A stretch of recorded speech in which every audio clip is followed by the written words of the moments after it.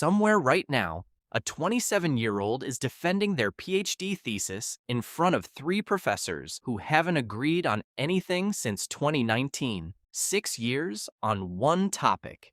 Surviving on instant noodles and a stipend that shows up like a rare collectible drop. And at the end of it, they get a title, Doctor.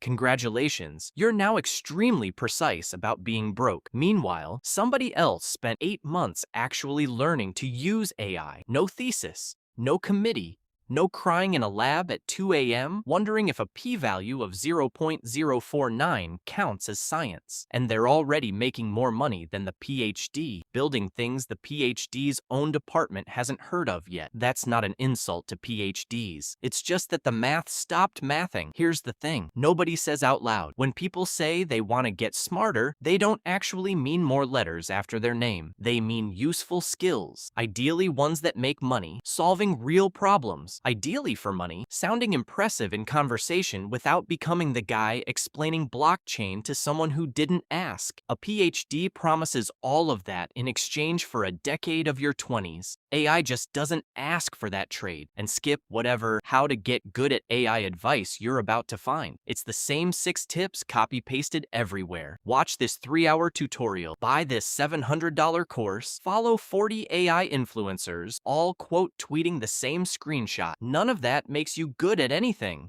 It just makes you informed at 1 a.m. and know better by 9. Here's what actually works, and it's almost insulting how simple it is. You don't need transformer architecture in your head to build something genuinely useful with AI. You need maybe 20% of the knowledge to get 80% of the results. The other 80% of the knowledge is the stuff PhDs argue about at conferences that 6 people attend, 3 of whom are asleep. Say you want to automate a small business's customer emails. You don't need calculus. You need to write a clear instruction, connect it to a tool, test it on a real problem, fix what breaks. That's the whole skill tree. Compare that to a PhD, where step 1 is get accepted, step 2 is survive your advisor's opinions, and steps 3 through 5 are all just wait. It's very light Yagami behavior, honestly. Find the overpowered tool everyone else is sleeping on and get 5 moves ahead, while the professors are still filling out an ethics form to test their hypothesis. Except instead of a notebook that ends people, it's an API key that ends your to-do list. And here's the part that actually matters. The mechanism nobody puts in the thumbnail. A PhD makes you the single best person on earth at one extremely specific paragraph of human knowledge. AI makes you meaningfully better at almost everything you already do. It's not a subject. It's a multiplier you attach every subject. A PhD is depth. AI is leverage. Leverage compounds. Depth just sits there impressively, collecting citations. There's also the shelf life problem. By the time a thesis is written, defended, and finally published, the AI model it studied is already 2 versions old and quietly embarrassed by who it used to be. Academia measures progress in years. AI measures it in updates you didn't ask for. Let's talk money, since apparently we're allowed to now. Average PhD, 5 to 7 years. A stipend so tight, you start doing mental math on whether coffee is a want or a need. Learning AI seriously, a few focused months,